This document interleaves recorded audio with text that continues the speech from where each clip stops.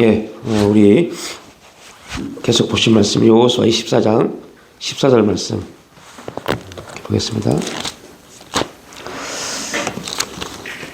우리 교환에 있는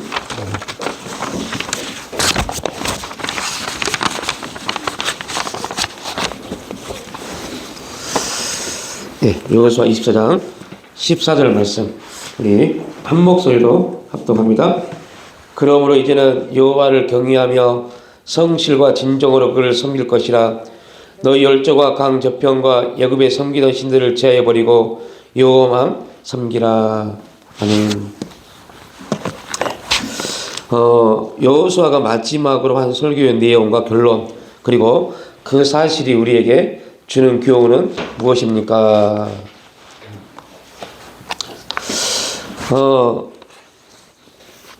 여호수아의 설교의 내용은 오늘 우리 함께 계속 나눴던 부분이지만, 지난 날을 기억해 보니 하나님의 은혜였다. 그러니까 여호수아의 설교 전체는 기억해 봐라. 너희들이 기억해 봐라. 하나님이 너희에게 어떻게 하셨는지. 그것은 우리에게 주신 하나님의 은혜이다라는 주제입니다. 그러니까 여호수아의 설교의 내용은 항상 하나님이 우리에게 어떻게 하셨는지에 대한, 그리고 그거는 곧 은혜였다라는 내용을 가지고 있습니다. 그래서 그러면 이거 이제 내용이, 여호수아의 설교 내용이 기억해봐라 은혜였지 않느냐? 그러면 그 설교의 결론은 뭘까요? 여호수아의 설교의 결론은 우리가 이제 함께 지금 살펴보고 있는 내용이죠. 이제 그러므로 이제는 여호와를 경외하라. 이게 설교의 결론입니다. 너희가 해야 될 것은 여호와를 경외하는 것이다 라고 말합니다. 자, 이제 우리가 에녹을 살펴보면서 동일한 부분 하나 봤죠. 에녹은 물의 심판의 그 앞에 서 있었던 사람입니다. 그러면 여호수아와 우리아가 같은 부분은 뭘까요? 여호수아와 우리와 같은 부분은 지금 이제 여호수아가 가나안 정복 전쟁을 마치고 이스라엘 백성들에게 이제 고별 설교, 마지막 설교를 하고 있습니다. 그때 우리도 마찬가지입니다. 우리도 예수 그리스도께서 이제 신령한 가나안의 삶, 영적인 세계를 다 완성하시고 우리에게 말씀을 통해서 너희들이 이 세상을 살아가면서 신령한 가나안의 삶을 살기를 어떻게 해야 되느냐를 우리에게 지금 질문하고 있습니다. 다시 말하면 예수님의 십자가 사건은, 그죠? 여기에 비춰보면 예수님의 십자가 사건, 예수님이 우리에게 말씀하신 모든 내용에서 십자가 사건은 은혜입니다. 하나님 은혜 가운데 예수님이 십자가를 지셨고 그 십자가를 통해서 하나님의 계획하심이 성취되었습니다. 이제 그렇다면 우리에게 동일한 예수님의 이 십자가 사건의 결론이 뭐냐? 이제 우리가 배웠죠. 구약은 하나님을 경외하는 겁니다. 그런데 신약은 이 경외를 뭐로 표현했어요? 사랑이요. 너희는 하나님을 뭐라? 사랑하라 라고 말합니다. 하나님을 사랑하는 자가 나를 사랑하는 것이다. 사랑입니다. 경외와 사랑은 같은 것이죠. 그러니까 이 부분에 대한 내용을 지금 우리에게 적용시켜 볼 수 있습니다. 자, 그리고 중요한 부분이 뭐냐? 그러면 이 사건에 있어서 영적 교훈은 뭐겠느냐? 내용은 저거고 결론은 이거면, 그럼 교훈은 우리에게 주신 메시지는 무엇이겠느냐? 동일한 겁니다. 은혜에 대한, 하나님이 우리에게 허락하신 은혜에 대한 우리의 반응입니다. 은혜에 대한 우리의 반응. 자, 은혜에 대한 우리의 반응이 뭐겠어요? 은혜에 대한 우리의 반응은 하나님을 경외하는 겁니다. 그래서 이 부분에서 여호수아는 이렇게 말했죠. 야, 나는 이 은혜에 대한 반응에서 나는 이렇게 하나님을 경외하겠다. 나와 우리 집은 여호와를 섬기겠다. 그 우리들 은혜에 대한 반응, 우리가 하나님의 은혜에 대한 반응이 경외인데, 그럼 우리에게 베풀어 주신 하나님의 은혜에 대한 우리의 반응은 뭐겠어요? 똑같죠? 지금 우리 보면 예배자로 살아갑니다. 우리 가정이, 우리의 개개인의 삶이 하나님의 예배자가 되는 겁니다. 그래서 경외는 하나님을 경외하는 자들은 곧 하나님의 참된 예배자가 될 수 있죠. 그러니까 여러분들 우리가 돌이켜보면 이러한 질문을 우리가 줄 수 있습니다.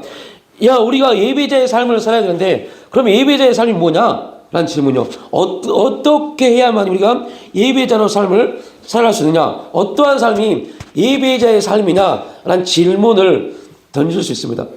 예배가 뭐냐? 그러니까 우리가 보통 예배에 성공해야 된다 라고 말할 때 많은 사람들이 헷갈려하는 게 있습니다. 심지어 저 질문을 던져보면 예배가 뭡니까? 그죠? 예배가 뭡니까? 라고 말하면 우리는 솔직히 예배란 말을 잘 몰라요. 그런데 예배란 말을 잘 모르면서 불구하고 어느 순간부터 예배를 알고 있는 것처럼 착각합니다. 동일합니다. 여러분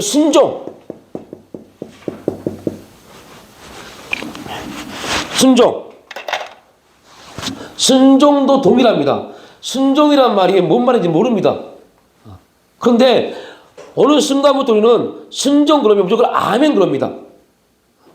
이유가 왜 그럴까요? 왜 우리는 순종이 뭔지 모르면서 순종합시다 그러면 아멘 할까요? 아멘을 했는데 문제는 도대체 순종이 뭔지를 모르는 겁니다. 왜 이러한 문제가 생기냐면 어느 날 교회를 나오는 순간부터 교회에서 순종이라는 단어를 너무 많이 들었습니다. 너무 많이 듣다 보니까 순종이라는 단어를 너무 많이 듣다 보니까 나도 모르는 사이에 내가 순종을 알고 있는 것처럼 착각을 합니다. 착각을 해요. 그래서 우리는 순종합시다. 아멘. 이라고 하면서 순종을 어떻게 해요? 그러면 순종을 하려고 합니다. 어떻게 해요? 내 방식대로요. 이걸 우리는 오해하고 있다라고 말합니다. 순종을 오해하고 있는 겁니다. 그러니까 다시 말하면 자,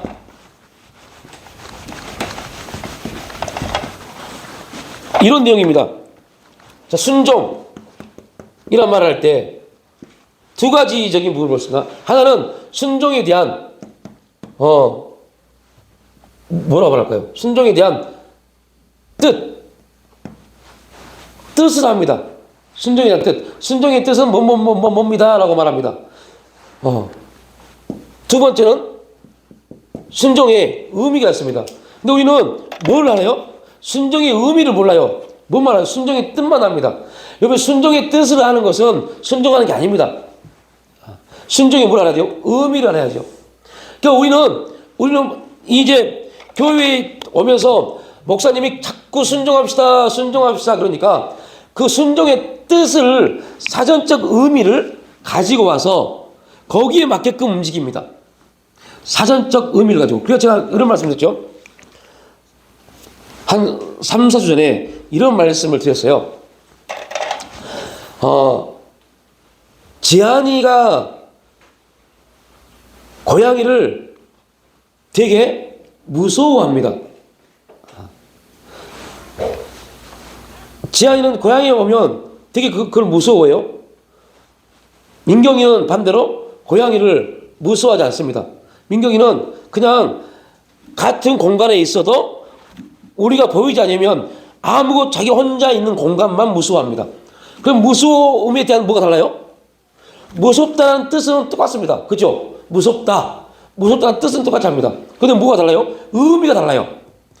그러니까 이 아이에게, 지한이에게 무서움이라는 말을 했을 때 이 아이는 나의 무서움은 이런 고양이 앞에 있는 자신이 고양이를 두려워하는 것, 이것을 무서움으로 알고 있습니다. 그런데 문제는 민경이는 고양이 앞에서 무서워하지 않습니다. 그러니까 그 두 아이에게 우리는 이 무서움이란 단어를 두 아이에게 딱 던졌을 때 그 뜻은 압니다. 무섭다는 뜻. 근데 무서움의 의미는요, 전혀 다릅니다. 두 아이가 느끼는 의미는요. 그러니까 무슨 말이냐면, 우리가 교회에서 목사님들이 교회에서 설교하면서 순종합시다. 우리는 순종해야 됩니다. 말씀에 순종해야 됩니다. 말씀에 순종하는 사람들을 통해서 하나님 역사하십니다. 아멘, 아멘. 하나님 순종하기 원합니다. 하나님 순종하게 해주세요. 막 기도하다 보니까 어느 날 내 머릿속에 순종이라는 단어가 딱 각인되어 있습니다. 그런데 문제는 순종이라는 단어가 있는데 그 순종이 무엇을 의미하는지를 몰라요. 어떤 의미인지는 모릅니다. 그래서 순종을 해야 되겠는데 어떻게 하는 것이 순종인지를 몰라버립니다. 이게 지금 그리스도인들의 문제입니다. 단어를 알아요. 그래서 말씀도 단어적 해석을 하면 그 사람들은 하나님을 경멸합니다. 결국은요. 말씀 문자적 해석에 빠져버리면 어떤 문제에 빠지냐면 하나님을 결단코 만나지 못합니다. 이유는 이 성경의 단어는 우리에게 아무런 의미도 주지 못합니다. 그래서 사도 바울은 그렇게 말하죠. 성령의 감동으로라고 말합니다. 그래서 의미는 뭐예요? 의미는 감동, 또 하나 깨달음이라고 합니다. 그 똑같은 내용을 들어도 감동을 받고 깨닫는 것은 전혀 다릅니다. 그러니까 내가 어떠한 영적인 사실을 깨닫는 것이 이 깨달은 영적인 사실들이 모든 사람에게 다 적용되는 것은 또 아닙니다. 그래서 어떤 사람들의 영적인 것들에 대한 부분들을 우리는 뭐 할 필요도 없어요. 부러워할 필요도 없어요. 제가 어제 월요일 날 저녁에 깨달았던 게 뭐냐면 부러워하는 병이에요. 부러워하는 병. 저에게 가장 큰 병이 누군가를 부러워하는 병이었습니다. 근데 이 병이 언제 생겼을까 돌이켜보니까 어렸을 때 7살 때 아버지가 돌아가시고 30대 중반에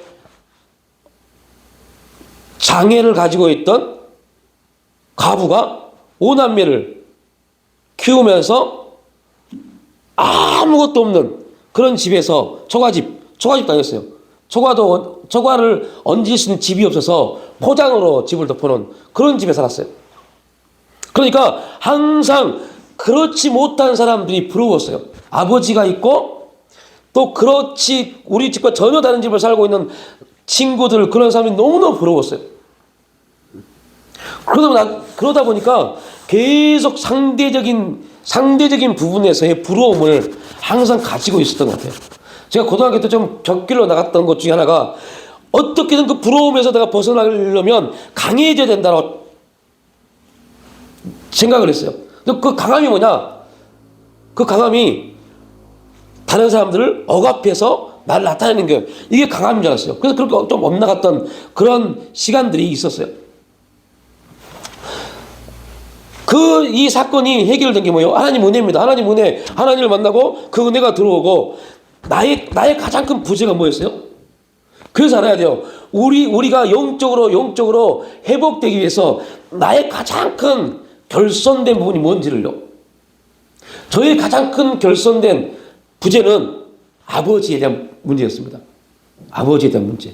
그런데 제가 누가 됐어요?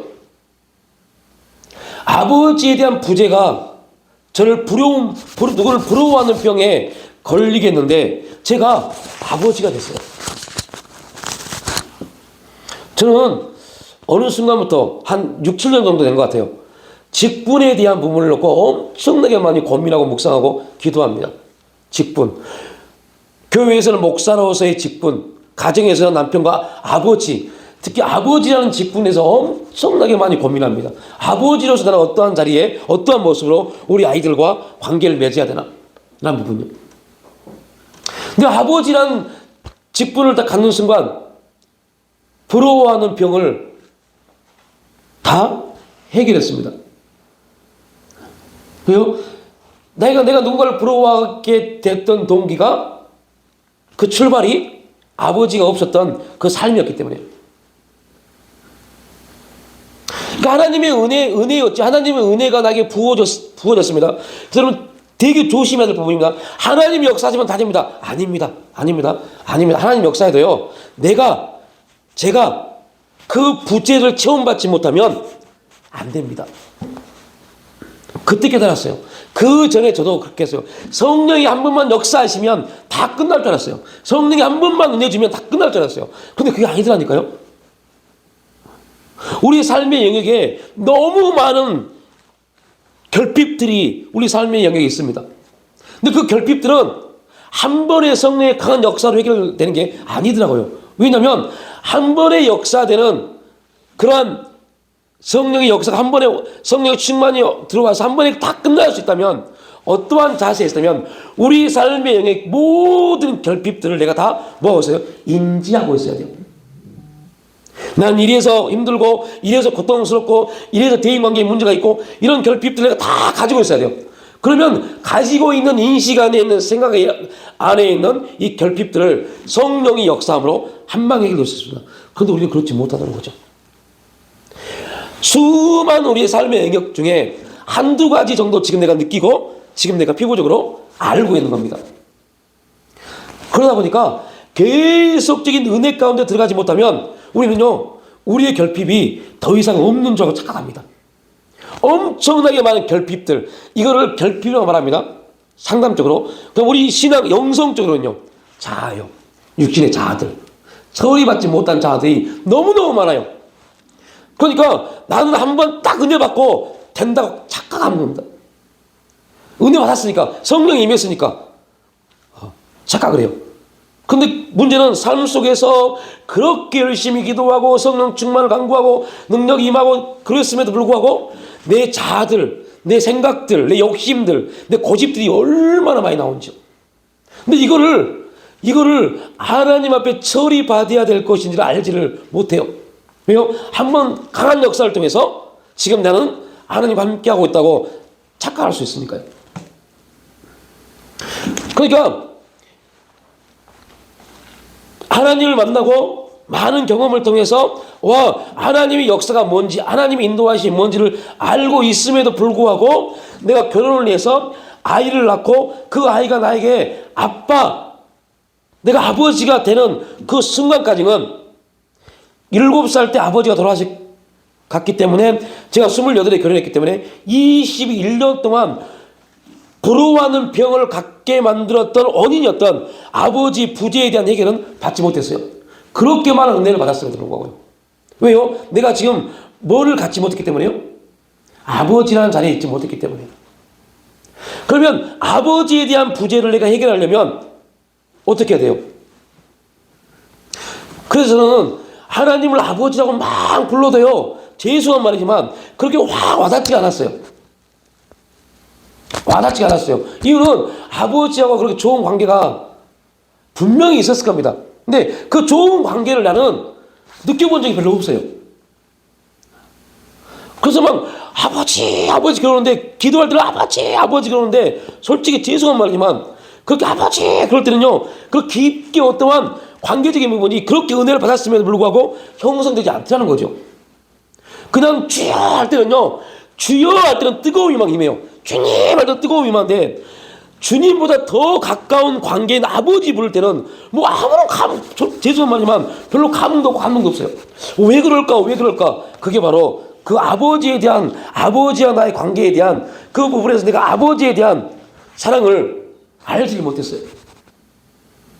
그런데 자녀를 낳고 제가 아버지가 돼서 내 자녀에게 망하는 모습을 통해서 그때 아버지에 대한 부분이 확 밀려왔어요. 그리고 그 전에 한번 이제 결혼을 해서 그 전에 말씀드렸지만 이제 처가댁에 가서 아버님을 뵙고 이제 아버지가 장인이지만 아버지가 생겼잖아요. 근데 솔직히 저희 아내도 있지만 우리 아버님이 그렇게 살갑지가 않으십니다. 마음은 되게 살가우신데 행동이 전혀 살갑지 않습니다. 저희 아내도 아마 아버지에 대한 그 뜨거움이 별로 없을 겁니다. 하나님 아버지와 관계가. 왜요? 아버지가 그렇게 살갑지가 않아요. 마음은 되게 좋으신데 표현을 잘못하세요. 그러니까 아버지가 그냥 막연하게 아버지가 이렇게 하시는구나 들은 게 있기 때문에 정말 힘든 걸 다 이기시고 집을 그렇게 일고 가신 걸 보고 이게 아버지지 그걸 알았어요. 그런데 실제 내가 아버지에 대한 부분을 많이 못 느꼈는데 아버지가 된 다음에 그걸 해결받았어요. 그러니까 우리가 자칫 잘못하면 그래서 계속 이제 이 여호수아도 하나님이 이스라엘 백성들, 가나안에 입성한 이스라엘 백성들에 대해서 하나님이 너에게 어떠한 존재인가를 계속 각인시켜 줍니다. 너희가 어떻게 출애굽을 했고 광야에서 어떠한 삶을 살았고 그리고 너희들 아버지들은 다 죽었지만 너희들이 어떻게 하나님 안에서 가나안 땅에 입성하고 가나안 땅을 분배받을 수 있었는지 그리고 그동안 하나님이 너에게 어떻게 역사해 주셨는지 뭐하라? 그 은혜를 기억하라. 그리고 그 은혜에 대해서 너희는 하나님을 경외하라. 그러니까 이들이 거기에서 하나님에 대한 하나님과 관계에 대한 부분들을 하나씩 발견하기 시작합니다. 이게 여호수아가 이스라엘 백성들에게 했던 설교입니다. 그러니까 요즘 우리 한국 교회의 설교가 이러한 설교가 이루어져야 돼요. 지금 제가 이제 말라기를 지금 우리가 보고 있지만요. 말라기의 가장 큰 문제가 뭡니까? 제사장들이 하나님의 메시지를 정확하게 증거해야 될 제사장들이 엉뚱한 행동을 해버린 겁니다. 지금으로 말하면 목사들이 입맛에 맞는 설교만 한 겁니다.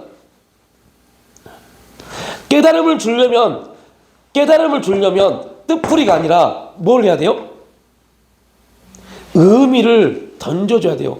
왜 우리들이 지금 이런 환경과 고통을 겪을 수밖에 없는지, 그리고 그 환경 속에서 우리들은 무엇을 깨달아야 되고 이 환경을 통해서 하나님의 뜻이 무엇인지를 알아야 되는지 이 부분들이 우리 가운데 던져져야 돼요.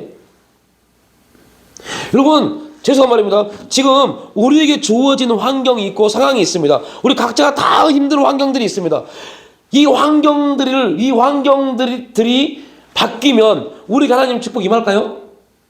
그런데요, 그동안 우리의 설교는 뭐였어요? 이런 설교를 주겠어요. 여러분들 조금만 힘내십시오. 조금만 버텨내시고 인내하십시오. 그러면 하나님이 반드시 축복하십니다. 아닙니다. 축복 안 주십니다. 이거 시간 지나다 축복 준다고요? 절대 아닙니다. 근데 우리 이러한 설교를 좋아해요. 왜요? 지금 내가 힘드니까. 지금 내가 이 고통스럽고 힘든 환경 속에 있으니까. 근데 중요한 것은요, 이 환경의 의미를 깨닫지 못하면, 이 환경을 주신 뜻을 깨닫지 못하면요, 시간이 지나도 이 환경을 통해서 아무것도 우리에게 하나님 역사하지 않습니다. 하나님의 뜻이 이 환경을 통해서 우리에게 이루어지지 아니하면요. 왜 하나님이 이 환경을 우리에게 주셨는지, 왜 나는 이 환경 가운데 지금 놓이게 됐는지, 나는 왜 이 상황 가운데 있는지에 대한 의미, 그 뜻을 이해하지 못하면, 이걸 알지 못하면 그냥 단지 뜻풀이 순종은 한 것이다 이러한 부분이라면 여러분 이거는 우리에게 우리는 그런 순종하지 못합니다. 그러나 하나님이 이 부분을 우리에게 주신 이유가 뭔지, 나는 여기서 어떻게 행해야 되는지 이 부분을 알았을 때 우리는 거기서 순종할 수 있는 겁니다. 그러니까 우리가 이러한 삶에서 여호수아는 너희들 지난 날을 기억해봐라.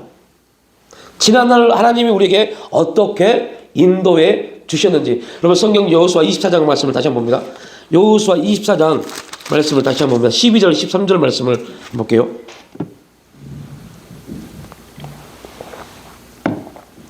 여호수아 24장 12절 13절 말씀, 이렇게 말씀을 합니다. 내가 왕벌을 너희 앞에 보내어 그 아모리 족속의 두 왕을 너희 앞에서 쫓아내게 하였나니 너희의 칼이나 너희 활로서 이가 찬 것이 아니며, 내가 또 너희가 수고하지 아니한 땅과 너희가 건설하지 아니한 성읍들을 너희에게 주었더니 너희가 그 가운데 거주하며 너희는 또 너희가 심지 않은 포도원과 감나온 열매를 먹는다 하셨느니라. 아멘. 그러면 참 재미난 말입니다. 내가 왕벌을 너희 앞에 보내어 그 아모리 족속의 아모리 두 왕을 너희 앞에 쫓아내게 하였나니. 그러니까 너희들의 수고가 아니라 그 일은 누가 했다? 내가 했다. 그 여호수아 입장에서는 야, 너희들이 뭘 한 게 아니라 하나님이 하신 거야. 하나님이 하신 거야. 그런데 우리가 기본적인 모습으로, 기본적인 눈으로 한번 살펴보면, 우리가 이 여호수아 경애에 대한, 은혜에 대한 받는 경애, 이 부분을 살펴볼 때 뭘 봤냐면 출애굽기 10장에 여호수아와 아말렉 전쟁에 대한 부분을 살펴봤습니다. 예를 들면 이제 기본적인 우리의 시각으로만 그 모습을 보면, 우리는 영적인 부분에서 이 싸움은 누가 하셨다? 하나님이 하셨다라고 말합니다. 그러나 여러분 기본적인 눈으로 보십시오. 하나님이 하신 게 뭐가 있어요? 그 싸움 누가 했어요? 여호수아가요. 그죠? 여호수아가 싸운 겁니다.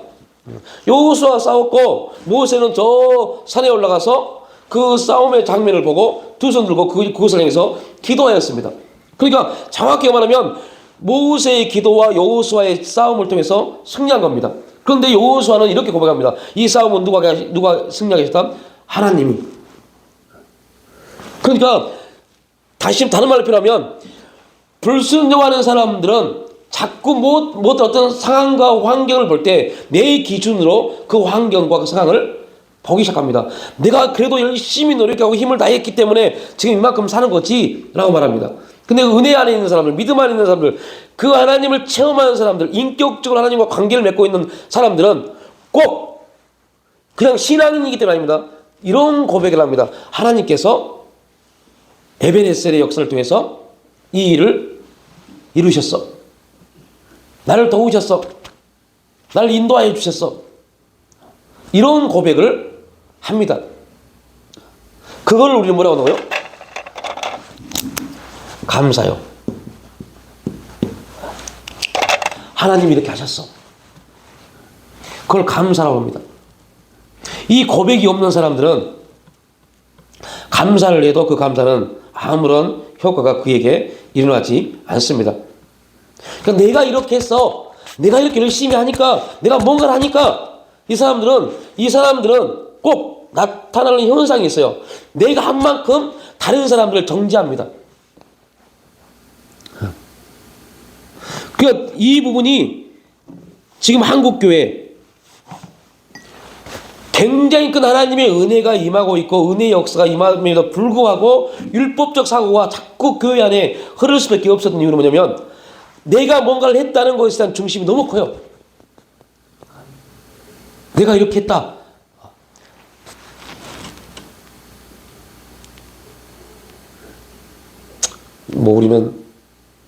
우리가 감사해야 될 일은, 그죠?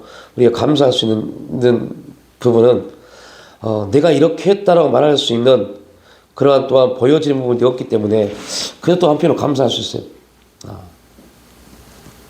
그럼에도 불구하고, 그래도 우리가 뭔가를 하지 않았습니까?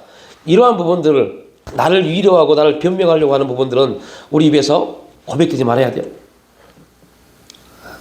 또한 그것이 나를 위로할 수 있는 그러한 조건도 되지 못합니다. 분명한 것은 여호수아는 전쟁에서 승리한 것이 칼이나 어떠한 무기, 어떠한 전략이 아니라 하나님이 우리를 도우셨기 때문에 우리는 전쟁에서 승리할 수 있었고, 가나안에서 건축하지 않은 집에서 살고 우리가 심지 아니한 그런 과실을 먹는 거, 이게 다 하나님의 은혜이다라고 오늘 고백하고 있습니다. 그러니까 이러한 사고의 전환이, 그래서 우리 영성의 신앙 훈련에서 가장 중요한 또 하나의 기준이면 우리 사고, 우리 생각이 변화된 겁니다. 사고의 변화가 없으면요, 우리 사고와 가치관이 바뀌지 않으면 되게 힘들어요. 왜 힘들냐면 계속 내 기준에 의해서, 내가 해왔던 내 경험에 의해서, 그게 신앙적인 말일지라도 내 경험과 기준에 의해서 자꾸 뭔가를 판단하려고 하니까요. 분명히 고백은 하나님 은혜이다고 말하면서 내 말은 은혜가 아닙니다. 내 기준이 되어버렸어요. 그래서 여러분들, 은혜가 없고 능력이 있는 사람들은 자꾸 사람들을 뭐래요? 윽박질러요. 그냥 뭐 능력만 있는 사람들, 그것 오해하지 마십시오. 그들이 은혜가 없겠어요. 은혜가 있기 때문에 능력이 있겠죠. 근데 은혜보다 뭘 크게 보니까요? 은사를 크게 보니까요. 그게 어디였어요? 고린도 교회예요. 고린도 교회는 은사들이 너무 많이 나타났습니다. 그래서 그 은사가 서로 은사 가지고 뭐예요? 싸우기 시작합니다. 거기에 대해서 사도 바울이 딱 결론을 내려면, 야, 너희들 사랑의 부재야. 너희들이 그들의 은사가 잘못됐다고 말하지 않습니다. 그 은사는 하나님이 너에게 주신 게 맞아. 그런데 하나님이 주신 은사를 가지고 왜 서로 다투느냐? 뭐가 없어요? 사랑이 없어요. 사랑은 뭡니까? 은혜잖아요. 열매잖아요. 은혜가 없으니까. 그러니까 자꾸 내가 한 거를 가지고 상대를 뭐요? 비난하는 겁니다. 야, 그것밖에 못해? 그것도 안 돼? 내가 더 큰 거야. 내가 더 열심히 하는 거야. 이렇게 말하는 겁니다. 그게 아닌데. 사랑이 있는 사람들은, 사랑이 있는 사람들은 내 능력을 가지고 그를 위해서 그 능력을 사용할 수 있는 사람입니다. 기도 많이 하는 사람들은, 사랑을 갖고 있는 사람들은 그 상대가 기도를 지금 힘들어하면 내가 그를 위해서 죽을 힘을 다해서, 뭐 죽을 힘을 다해서 할 필요가 없지만 아무튼 최선을 다해서 그를 위해서 뭐 하면 돼요? 중보하면 돼요. 그리고 기다리는 겁니다. 우리가 할 일은 기다리는 겁니다. 중보하고 기다리는 겁니다. 뭐 하더라고요? 내 중보의 기도, 우리가 중보하는 그 기도, 하나님이 내가 나에게 주신 은혜 안에서 내가 중보했기 때문에, 기도했기 때문에 하나님이 그를 그 자리로 옮기실 걸 믿을 수 있습니다. 그래서 잠잠한 겁니다. 사랑 안에서 행한 모든 것들은요. 자랑하지 말라. 너희들이 너희 손으로 수고해서 얻었다고 착각할까봐 하나님이 재물 얻을 능을 주셨다라고 말합니다. 그러니까 우리가 한 게 아닙니다. 그러니까 절대로 어떠한 경우는 이제 내가 했던 어떠한 기준을 가지고 누군가를 말하지 마십시오. 말하는 순간부터 나는 그를 율법에 구속시켜버리는 겁니다. 설상 그렇게 해서 그가 그 내 정죄를 듣고 내가 말한 걸 듣고 예배의 자리에, 기도의 자리에, 섬김의 자리에 나왔을지라도 그는 그에게 유익되지 못합니다. 이제 이렇게 말하면 이제 이런 질문을 던져요. 그럼 목사님 아무것도 말하지 맙니까? 어떤 말도 하지 않습니까? 이런 말이 나올 수 있어요. 아니요, 해야 됩니다. 그래서 사도 바울은 이렇게 말합니다. 말하고 싶냐, 말해야 되냐? 누구에게 하듯이요? 죽게 하듯 하라. 사랑으로 하라. 권면 어떻게 해요? 사랑으로. 내 기준이 아닙니다. 우리 기도합시다. 우리 함께 힘드시죠? 제가 옆에서 기도 도울게요. 예배 자리에 나가기 힘드시죠? 함께 그 예배 자리에 가서 제가 옆에서 함께 도우겠습니다.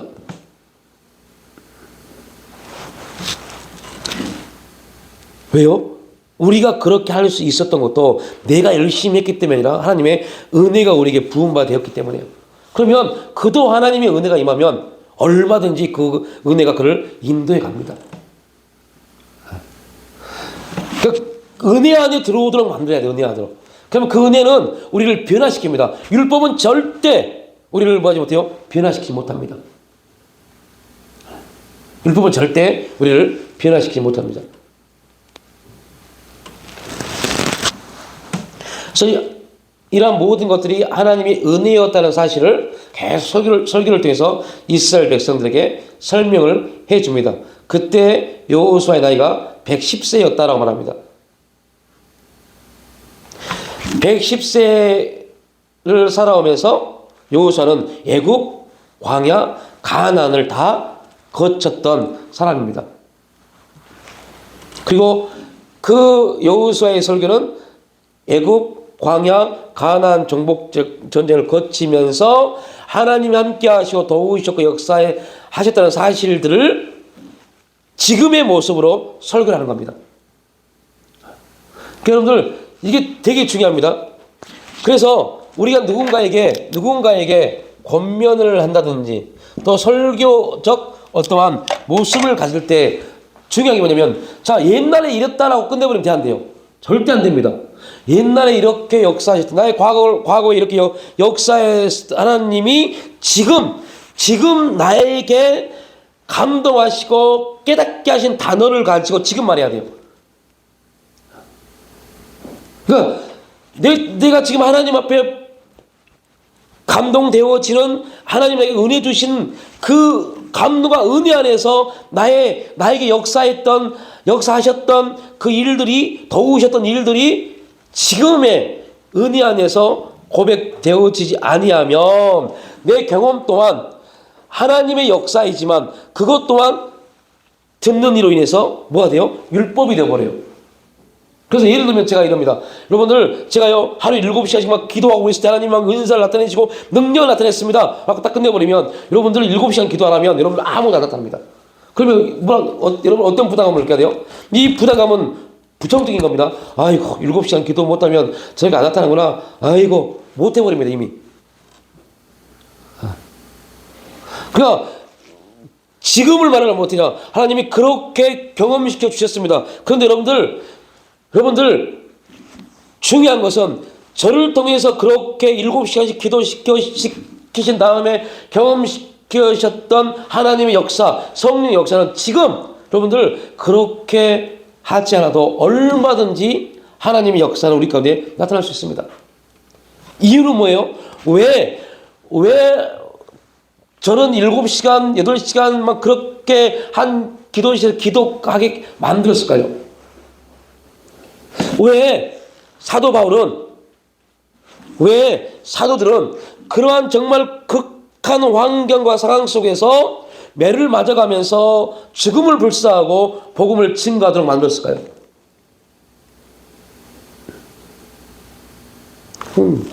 이게 되게 또한 우리의 신앙에 되게 중요한 메시지입니다. 왜요? 그 다음 믿음의 후손들에게는 그렇게 하지 않아도 이미 그 일들이 그들을 통해서 이루어졌기 때문에 성령의 역사가 7시간 기도하고 그렇게 해야만 나타났던 역사가 그 경험한 사람을 통해서는 단 10분에도 나타날 수 있도록 만들어 버리십니다. 이게 누구예요? 성령의 역사입니다. 그래서 여러분들 체험되지 아니한 것들, 경험되지 아니한 것들은 말하면 안 됩니다. 왜 말하면 안 되냐면 그도 하나님 역사가 없는 거고 듣는 사람도 그게 뭐 돼요? 부정적 부담이 돼버려요. 그래서 내가 체험하고 없는 사람이 그거 어떻게 얘기를 해? 얘기를 할 수가 없지. 많이만 하죠. 지금 제가 이들 말씀 설교한 사람들 그냥 그렇게 많이 합니다. 체험도 없는데? 예. 그런 것들이 어떻게 되는 거야?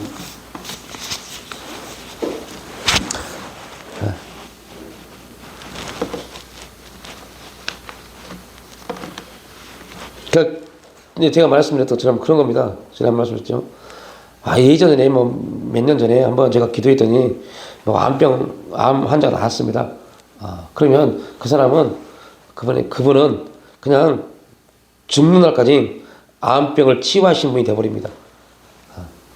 그날 몇 년 전 그날 치유된 건지 지금 계속 치유된 게 아니거든요. 근데 그분은 죽을 때까지 집회 가면 암병을 치유하신 분이라고 계속 그 광고가 나가버립니다. 현재 게 아니잖아요. 경험되지 않은 거잖아요.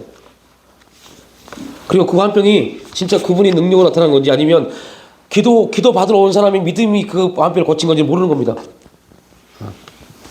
그러니까 기도하신 분이 능력이 있을 수도 있지만 기도 받으러 오신 분이 오늘 능력이 불의의 사자가 오신다고 한다. 그분에게 기도하면 받으면 내가 치유받을 것 같다. 그 믿음으로 나와서 치유받을 수도 있어요.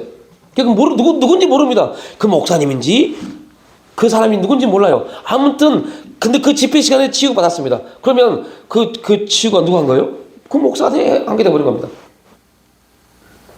그러면 되게 재밌습니다. 그러면 그 목사님이 오늘 우리 이리는 교회 와서 이제 집회를 해요. 이리는 교회 성물 중에 정말 힘들게 들비고 고통받는 사람이 있어요. 근데 이분은 그때 경험했던 걸 가지고 집에서 막 이제 말합니다. 그랬을 때, 자, 두 가지적인 부분을 볼 수 있죠. 아무런 역사가 안 나타났어요. 그럼 누구 잘못이에요? 이 목사님 입장에서는 누구 잘못이에요? 듣는 사람이요. 그러면 성도 입장에서, 청중 입장에서 누구 잘못이에요? 목사님 능력이 없는 겁니다. 이러한 일들이 우리 교회 집회 가운데 예배 가운데 얼마나 많이 일어나게. 또 하나는 이제 그냥 열심히 공부만 해서 학위를 받고 목사가 되신 분들도 있습니다. 그래서 공부적 사실, 역사적 사실, 아까 뭐요? 그 사실, 역사적 사실만 가지고 설교하는 겁니다. 이랬다더라. 여러분 믿음이 이렇게 됩니다. 라고요. 그런데 정작 본인은 그에 대해서 실을 갖지 못합니다. 경험이 없기 때문에.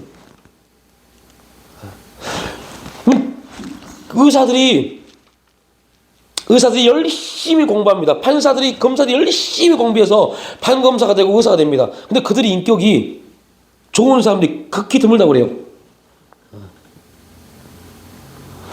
의사고 판사고 검사고 우리는 판사쯤 되면 검사쯤 되면 의사쯤 되면 행동이 저러면 안 돼 이렇게 말하지만 그들은요 공부만 열심히 했지 삶의 됨됨이는 완전히 다를 수 있습니다.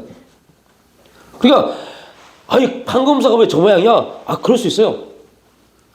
인격은요 전혀 다르니까요.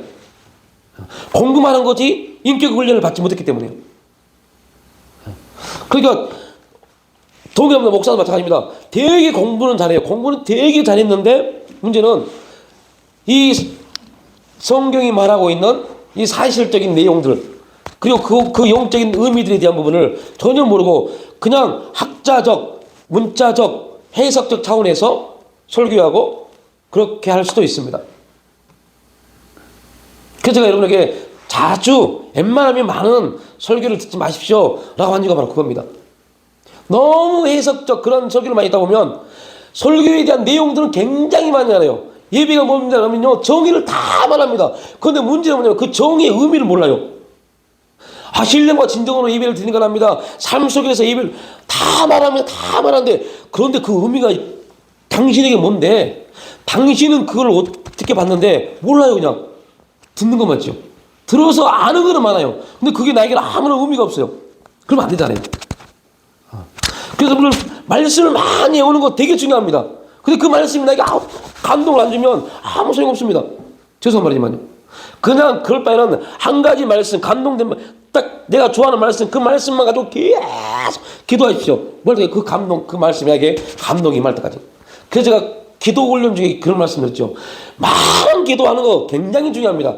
그러나 그래서 감동이 안 된다면 그런 기도 하지 마십시오. 그냥 한 가지 기도만 가지고 계속 뭘 가지고 감동될 때까지 방언으로 하시든 뭐든 가든 감동될 때까지 그 기도만 한번 해보십시오. 저는 굉장히 이게 중요하다고 생각해요. 그냥 예를 들면 예를 든 겁니다. 교회를 위해서 기도한다. 그러면 다른 거 다 빼고 그냥 1시간 동안 교회만 넣고 생각에 교회만 딱 넣는 겁니다. 교회에도 여러 가지 있겠죠. 부흥이 있고 뭐가 있고 있겠죠. 교회 부흥. 그러면 생각으로 교회의 부흥을 계속 생각을 붙잡습니다. 그리고 계속 그것만 넣고 기도하는 겁니다. 교회 부흥을 넣고.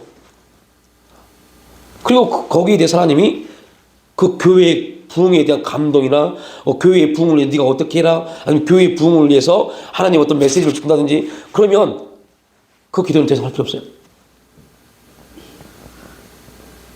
우리는 그러한 기도의 훈련이 너무 안 되어 있습니다. 그래서 기도의 양은 너무 많아요. 기도 양은 너무 많아요. 근데 문제는 그 많은 기도 양이 나에게 별로 의미가 없어요. 기도는 하는데. 이유는 기도는 하는데 의미가 없어요. 그래서 감동도 없어요. 그냥 기도만 해요. 열심히 기도만. 그러니까 안타까운 것은 우리 기도에 감동이 일어나지 않고 그 기도에 대한 깨달음이 일어나지 않습니다. 그래서 기도하면서 뭘 잃어버려요? 죄송합니다. 너무 많은 사람들이 기도하면서 뭘 잃어버려요? 믿음을 잃어버려요. 기도하는 사람들이 믿음을 잃어버린다? 얼마나 모순입니까? 근데 왜 믿음을 잃어버려요? 감동되지 않고 붙잡혀지지 아니하는 기도는 응답이 없기 때문이에요. 그래서 기도하면서 안 믿습니다. 오늘 엘리야의 기도를 말하고 바울의 기도를 말합니다. 엘리야의 기도를 보십시오. 엘리야가 기도합니다. 근데 그 기도의 내용이 뭡니까? 3년 6개월 동안 비가 났습니다. 3년 6개월 동안 비가 났어요. 그러면 엘리야가 거기서 기도할 때 무슨 기도했을까요? 예를 들면 우리는 이렇게 기도합니다. 지금 엘리야가 하나님의 역사를 바라보고 기도하는 자리, 그 자리 이전에 어떠한 일이 있었습니까? 엘리야가 기도하기 전에 엘리야는 바알과 아세라 선지자 850명과 싸웠습니다. 승리했습니다. 그리고 그 승리한 엘리야는 기도하러 갑니다. 기도합니다. 근데 오늘 어떠한 생각이 들겠어요? 우리가 엘리야였으면 그러지 않을 거지만 제가 이제 한번 우리가 엘리야였으면 이렇게 기도합니다. 아버지 하나님, 승리케 하심을 너무너무 감사합니다. 그런데 아버지 하나님, 지금 저 아합 왕이 나를 보고 있습니다. 또 하나님 보시죠. 땅은 완전히 쫙쫙 3년 6개월 동안 비가 나서 갈라져 있고 하늘은 완전히 비가 올 기미도 없이 이렇게 맑습니다. 하나님 어떻게 합니까? 지금 저 바알 선지자 아세라 선지자와 싸워서 이기는 게 문제가 아니라 하나님 저 아합 왕이 나를 보고 있습니다. 비 좀 주세요. 이렇게 기도할 겁니다. 근데 엘리야는 다 잊어버렸어요. 오직 딱 하나. 우리가 똑같습니다.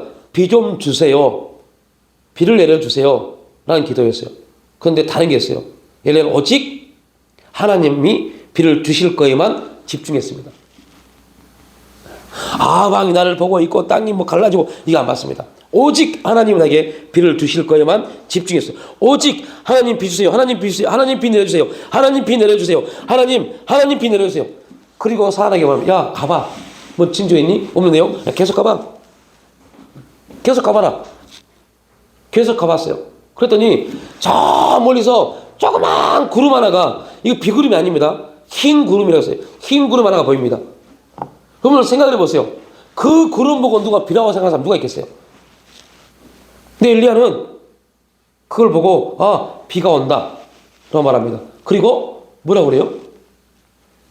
믿음입니다. 이게 믿음입니다. 왕에게 왕이여 이제 비가 올 거니까 가세요. 비 올 준비를 다 하고 가세요라고 말합니다. 그리고 그 말이 끝나자마자 하늘이 어떻게 바뀌어버려요? 비가 올 하늘로 바뀌어버립니다. 근데 이렇게 말할 수 있었던 이유가 뭘까요? 엘리야는 하나님이 그에게 말씀하시고 그에게 나타나는 그 의미를 알았어요. 하나님이 어떠한 분이신 것을 알고 있었어요. 그게 바로 하나님과의 엘리야의 관계입니다. 인격적 관계. 그 관계가 이루어지니까 그 관계 안에 있기 때문에 엘리야는 당당하게 그렇게 행할 수 있었습니다.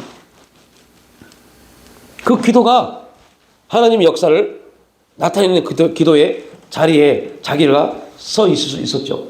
그렇지 못하면 우리 같았으면 그렇게 말 못할 겁니다. 하나님, 저 구름 말고요. 검은 구름이 해야지, 검은 구름이.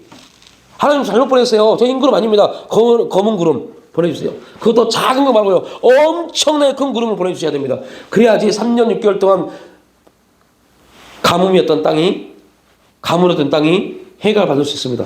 이렇게 우리는 기도했을 겁니다. 제가 그 사실을 깨닫고 제가 기도한 게 있어요. 하나님, 이런 결 놓고 기도할 때, 기도하고 있을 때 어떠한 메시지가 딱 왔어요. 3년 전입니다. 어떠한 메시지가 딱 왔어요. 그런데 그 메시지가 와고 메시지를 하나님이 딱 보게 하시고 1년 동안 아무런 답변이 없어요. 아무런 답변이 없어요. 1년 후에 그 저에게 주신 메시지에 한 답변이 1년 후에 딱 왔어요. 1년 후에 딱 왔어요. 그리고 그때부터 하나님이 이제 그 메시지가 아닙니다. 그때부터 이제 하나님이 저에게 말씀하시는 부분들이 너무 놀라워요, 지금. 그래서 정말 힘들고 어렵지만 감사하며 갈 수 있는 부분들이 그때 그 메시지에 대한 응답, 그 응답이 감사가 아닙니다. 응답이 이루어지고 그리고 하나님이 전혀 새로운 부분들을 지금 보여주시고 역사하고 가십니다. 이게 놀라운 겁니다. 저는 이 응답 안에서 하나님 역사가 일어날 줄 알았어요. 그런데 이거는 뭐냐? 하나님이 이 일을 나타내시기 위한 저에 대한 하나의 증표였어요. 근데 그 부분을 딱 주시고, 이 부분이 아닌 새로운 부분들을 만들어가지고 말씀에 가시더라고요. 그러면서 느꼈어요. 우리가 하나님 앞에 어떠한 모습으로 어떻게 나아가야 될까? 근데 그 부분들에 대한 부분은 이제 금요일에 좀 더 나누겠지만요. 그러니까 여러분들 이것만 기억하십시오. 하나님이 우리에게 말씀하시고 우리에게 역사에 가시는 모든 부분은 내가 너희들에게 어떻게 역사했느냐? 그리고 그 역사가 지금 너희에게 은혜이냐 아니냐를 좀 말씀하고 있는 겁니다. 지금 하나님이 우리에게 역사했던 모든 것들이 지금 우리에게 뭐가 돼요? 은혜가 돼야 돼요. 그러니까 우리는 시간적 개념에서 과거이지만 하나님은 절대 뭐요? 과거 아닙니다. 지금입니다. 그러니까 우리에게 있었던 모든 하나님의 일들이 지금 우리에게 뭐래요? 은혜로 느껴져야 돼요. 그래야만이 우리가 지금 그 은혜 안에서 하나님을 뭐 할 수 있어요? 경외할 수 있어요. 이 부분들이 교회에서 가르침 받지 못하고 이러한 은혜들이 교회 안에 있지 못하다 보니까 자꾸 우리가 은혜 안에서 더 큰 은혜 안에 들어가지 못하고 자꾸 새로운 어떠한 것들을 바라보고 그걸 구하고 있는 문제에 빠져버렸어요. 그러니까 은혜 안에서 그 부분들이 이루어져야 되는데 시간적 개념에서 끝나버린 겁니다. 그냥 시간이 지났기 때문에 이 은혜가 지금 나에게는 어떤 은혜가 되지 못했어요. 그죠? 이해가 되시죠? 그러다 보니까 은혜가 없는 사람이 되어버린 겁니다. 지금도 하나님은 어제나 오늘이나 동일하게 그 은혜가 지금도 은혜인데 나는 어제 거기 때문에 오늘 은혜가 없어버렸어요. 그러니까 오늘 새로운 삶을 주었을 때 이 삶이 하나님은 우리는 어제와 오늘이 다른 삶입니다. 그런데 하나님은 어제 그 은혜가 지금도 그 은혜가 함께 하나님 움직여갑니다. 그래서 우리 모든 삶은 눈을 뜨는 순간부터 뭐예요? 은혜입니다. 그러니까 이게 그냥